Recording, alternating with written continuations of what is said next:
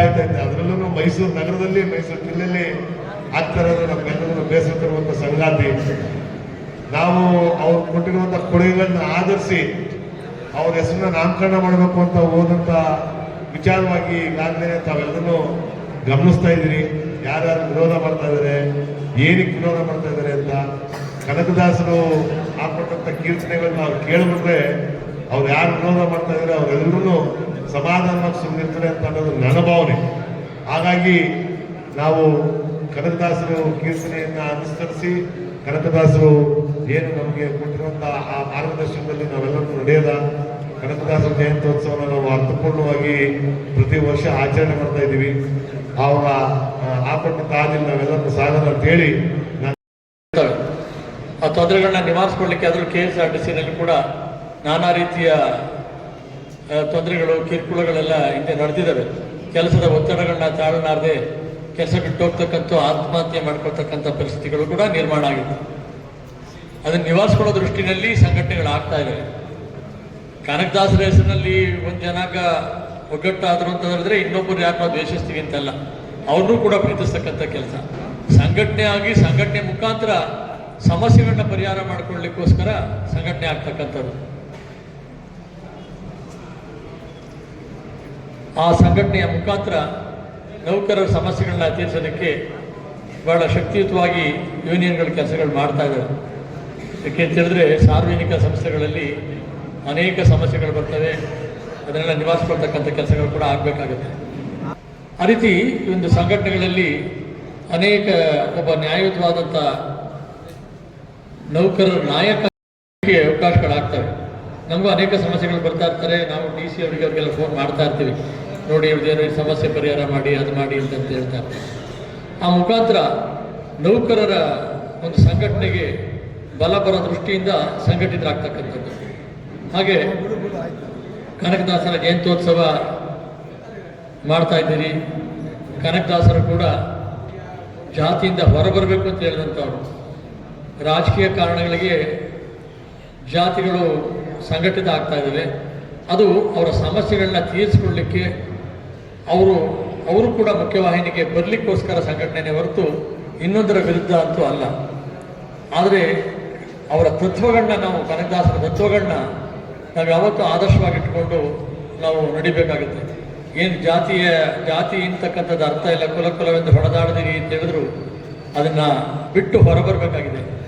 ಏಕೆಂದರೆ ಆಧುನಿಕ ಸಮಾಜದಲ್ಲಿ ಶೈಕ್ಷಣಿಕವಾಗಿ ಎಲ್ಲರೂ ಮುಂದುವರಿತಾ ಇರ್ತಕ್ಕಂಥ ಸಮಯದಲ್ಲಿ ನಾವೊಂದು ನಮ್ಮ ಅಭಿವೃದ್ಧಿ ದೃಷ್ಟಿಯಿಂದ ಸಂಘಟಿತರಾಗಬೇಕೇ ವಿನ ಇನ್ನೊಬ್ಬರನ್ನ ದ್ವೇಷಿಸ್ತಕ್ಕಂಥದ್ದಲ್ಲ. ಹಾಗೆ ಈ ನಾಡಿಗೆ ಅನೇಕ ಸಂತರುಗಳು, ಮಹಾತ್ಮರುಗಳು ಅನೇಕ ವಿಚಾರಗಳನ್ನ ನಮಗೆ ಕೊಟ್ಟು ಹೋಗಿದ್ದಾರೆ. ಆ ಕೊಟ್ಟದನ್ನು ನಾವು ಮತ್ತೆ ಮತ್ತೆ ಮರೆತು ಅದನ್ನು ಇದಾಗ್ತಕ್ಕಂಥದ್ದಲ್ಲ. ಇವತ್ತು ಬಾಬಾ ಸಾಹೇಬ್ ಅಂಬೇಡ್ಕರ್ ಅವರು ಎಲ್ರಿಗೂ ಸಮಾನವಾದಂಥ ಹಕ್ಕನ್ನು ಕೊಟ್ಟು ಎಲ್ಲರೂ ಸಮಾನವಾಗಿ ಬದುಕಬೇಕು. ಇವತ್ತೆಲ್ಲ ಈ ವ್ಯವಸ್ಥೆ ನಡೀತಾ ಇದೆ ಅಂತ ಹೇಳಿದ್ರೆ ಇದಕ್ಕೆ ಅಂಬೇಡ್ಕರ್ ಅವ್ರ ಕಾರಣ. ಅಂಬೇಡ್ಕರ್ ಅವರಿಂದ ಇವತ್ತು ಈ ಮಟ್ಟಕ್ಕೆ ನಾವೆಲ್ಲರೂ ಕೂಡ ಸಂಘಟಿತರಾಗಿ ಅಥವಾ ಸಮಾನವಾಗಿ ಬಾಳಲಿಕ್ಕೆ. ನಮ್ಮನ್ನು ಯಾವುದೋ ಒಂದು ಭಾಷಣದಲ್ಲಿ ಹೇಳ್ತಾ ಇದ್ದೆ, ಬಾಬಾ ಸಾಹೇಬ್ ಅಂಬೇಡ್ಕರ್ ಅವರು ಕೊಟ್ಟಿರ್ತಕ್ಕಂಥ ಸಂವಿಧಾನದಿಂದ ನಾವು ಇವತ್ತು ನೆಮ್ಮದಿಯಾಗಿದ್ದೇವೆ. ಎಷ್ಟೋ ದೇಶಗಳಲ್ಲಿ ಆಂತರಿಕ ಬಡದಾಟಗಳು, ಗನ್ನಿಡ್ಕೊಂಡು ಹೊಡೆದಾಡ್ತಕ್ಕಂಥದ್ದು, ಗನ್ನಿಡ್ಕೊಂಡು ಆಡಳಿತದ ಮೇಲೆ ತಿರುಗಿಡ್ತಾ ಇರ್ತಕ್ಕಂಥದ್ದು ಬೇರೆ ದೇಶಗಳಲ್ಲಿ ನೋಡ್ತಾ ಇದ್ದೀವಿ. ಆದರೆ ನಮ್ಮಲ್ಲಿ ಅಸಮಾನತೆ ಇದೆ, ಅಸ್ಪೃಶ್ಯತೆ ಇದೆ, ಬಡತನ ಇದೆ, ನೋವಿದೆ. ಆದರೂ ಕೂಡ ನೆಮ್ಮದಿಯಿಂದ 142 ಕೋಟಿ ಜನ ಬದುಕ್ತಾ ಇದ್ದೇವೆ. ಅದಕ್ಕೆ ಆ ಸಂವಿಧಾನ ಕಾರಣ. ಆ ಸಂವಿಧಾನದಕ್ಕೋಸ್ಕರ ನಾವೆಲ್ಲರೂ ಕೂಡ ಇಲ್ಲಿ ಈ ರೀತಿ ಸಮಾನವಾಗಿ ಬಾಳ್ಲಿಕ್ಕೆ ಅವಕಾಶ ಆಯಿತು. ಮೊನ್ನೆ ಸಿದ್ದರಾಮಯ್ಯನವರು ಹೇಳ್ತಾ ಇದ್ರು, ಅವರ ಸಂವಿಧಾನ ಇಲ್ಲಾಂದರೆ ನಾನು ಎಲ್ಲಿ ಕುರಿ ಕಾಯಬೇಕಾಗಿತ್ತು, ಮೋದಿ ಎಲ್ಲಿ ಇನ್ನೂ ಟೀ ಮಾರ್ಕೊಂಡೇ ಇರಬೇಕಾಗಿತ್ತು, ಅಮಿತ್ ಶಾ ಎಲ್ಲ ಗುಜರಿ ವ್ಯಾಪಾರ ಮಾಡ್ಕೊಂಡು ಇರಬೇಕಾಗಿತ್ತು ಅಂತೇಳಿ.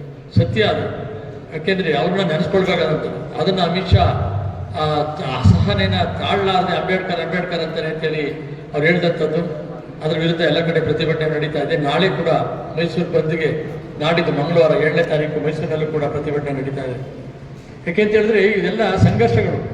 ಈ ಸಂಘರ್ಷಗಳ ನಂತರ ಒಂದು ಸಮಾನತೆ ಬರಬೇಕು ಅನ್ನೋದಕ್ಕೋಸ್ಕರ ಇವೆಲ್ಲ ಸಂಘರ್ಷಗಳು, ಹೋರಾಟಗಳು ನಡೀತಾ ಇದ್ದಾರೆ.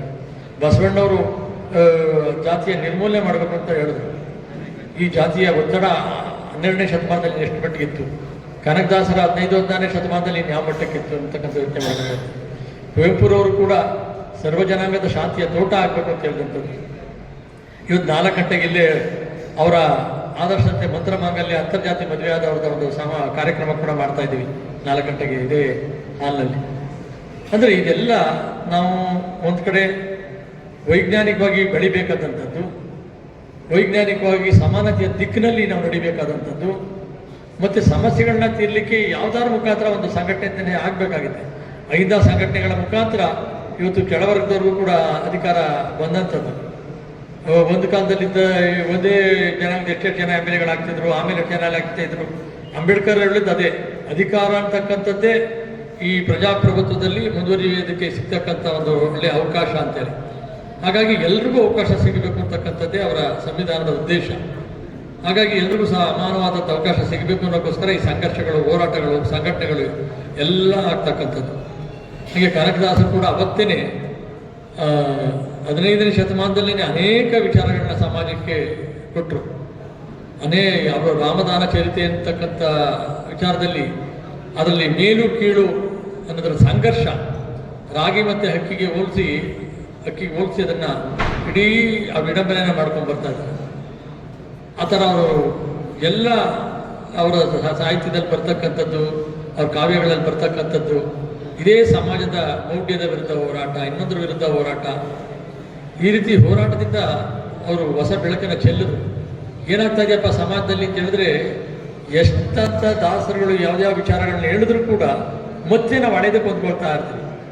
ಅಷ್ಟೆಲ್ಲ ಕೇಳೋಗ್ತೀವಿ, ತಿರ್ಗಿ ಮತ್ತೆ ಹಳೆಯದಕ್ಕೆ ನಾವು ಹೊಂದ್ಕೊಳ್ತಕ್ಕಂಥ ಕೆಲಸ ಮಾಡ್ತಾ ಇರ್ತೀವಿ. ಸ್ವಲ್ಪನಾದರೂ ನಾವು ಬದಲಾವಣೆಗಳು ಆಗಬೇಕಾಗುತ್ತೆ.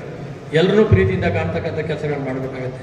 ಪ್ರತಿಯೊಬ್ಬರು ನೋಡಿದಾಗ ಅವನು ಯಾವ ಜಾತಿ ಅಂತ ನೋಡೋದಕ್ಕಿಂತ ಅವನ ವ್ಯಕ್ತಿತ್ವ ಏನು, ಅವನ ಗುಣ ಏನು, ಅವನ ಸಾಧನೆ ಏನು, ನೀನು ಸಾಧನೆ ಮಾಡಿದ್ದಾನೆ ಅನ್ನೋ ದೃಷ್ಟಿಯಿಂದ ವ್ಯಕ್ತಿನ ನೋಡಬೇಕೆ ಹೊರತು ಜಾತಿಯಿಂದ ಅಲ್ಲ. ಯಾಕೆಂತ ಹೇಳಿದ್ರೆ ಪ್ರತಿಯೊಬ್ಬರಲ್ಲೂ ಕೂಡ ಅದ್ಭುತ ಶಕ್ತಿ ಇದೆ, ಅಂಥ ಸಾಧನೆಗಳನ್ನ ಮಾಡ್ಕೊಂಡು ಬರ್ತಾ ಇದ್ದಾರೆ. ಆ ದೃಷ್ಟಿಯಿಂದ ನಾವು ನೋಡಬೇಕಾಗಿದೆ. ಕನಕದಾಸರವರ ಕಾವ್ಯದ ಉದ್ದಕ್ಕೂ ಕೂಡ ಈ ರೀತಿಯ ವಿಡಂಬನೆಗಳು, ಸಂಘರ್ಷಗಳು, ಮೌಢ್ಯದ ವಿರುದ್ಧ ಬೆಳಕನ್ನು ಚೆಲ್ತಕ್ಕಂಥ ಕೆಲಸಗಳು ಎಲ್ರಿಗೂ ಹೇಳ್ಕೊಂಡು ಬಂದಿದ್ದಾರೆ. ಡೊಂಕುಮಾಲದ ನಾಯಕರೇ ಅಂತೇಳಿ ಅವತ್ತೇ ಕರೆದಿರೋ ಲೀಡರ್ಗಳಿಗೆಲ್ಲ ನೀವೇನು ಮಾಡ್ತೀರಿ ಅಂತಕ್ಕಂಥದ್ದನ್ನು ಅವ್ರು ಯಾರನ್ನ ನೋಡಿಕೊಂಡು ಇವರು ಕನಕದಾಸರು ಪ್ರೇರಣೆಯಾಗಿ ಮೋಹಿನಿ ತರಂಗಿಣಿ ಅನ್ನೋ ಒಂದು ಕಾವ್ಯ ರೂಪದಲ್ಲಿ ಆ ವಿಜಯನಗರ ಸಾಮ್ರಾಜ್ಯದ ವೈಭವವನ್ನು ಬರೀತಾರೆ. ಕೇವಲ ಸಂಸ್ಕೃತವಷ್ಟೇ ವಿದ್ಯೆ, ಸಂಸ್ಕೃತ ಓದಿದ್ರೆ ಅಷ್ಟೇ ವಿದ್ಯೆ ಬರಬೇಕು ಅನ್ನೋ ಒಂದು ಕಾಲಮಾನದಲ್ಲಿ ಕನಕದಾಸರು ಜಯಿಸಿದಾಗ ಜನಸಾಮಾನ್ಯರಿಗೆ ಎಲ್ಲರಿಗೂ ತಲುಪಬೇಕು ಅನ್ನೋ ಒಂದು ಕಾರಣಕ್ಕೆ ಸಾಮಾನ್ಯ ಕನ್ನಡದಲ್ಲಿ ಈ ಕೀರ್ತನೆಗಳನ್ನ ರಚಿಸ್ತಾರೆ. ಅವರೊಂದು 5 ನಮ್ಮಜ್ಜ ನರಕುರಿ ಹಿಂಡುಗಳು ಎಂದು ವಿನೀತ ಜಾತಿ ಭಾವನೆ ತೋರಿದ್ದ ಕನಕದಾಸರು ವ್ಯಾಸರಾಯರ ಸಂಪರ್ಕದ ನಂತರ ಕುಲವೆಂದು ಒಡೆದಾಡದಿರಿ, ಕುಲದ ನೆಲೆಯನ್ನೇನಾದರೂ ಬಲ್ಲಿರ ಅಂತ ಹೇಳ್ತಾರೆ. ಈಗ ಹೇಳ್ತಾ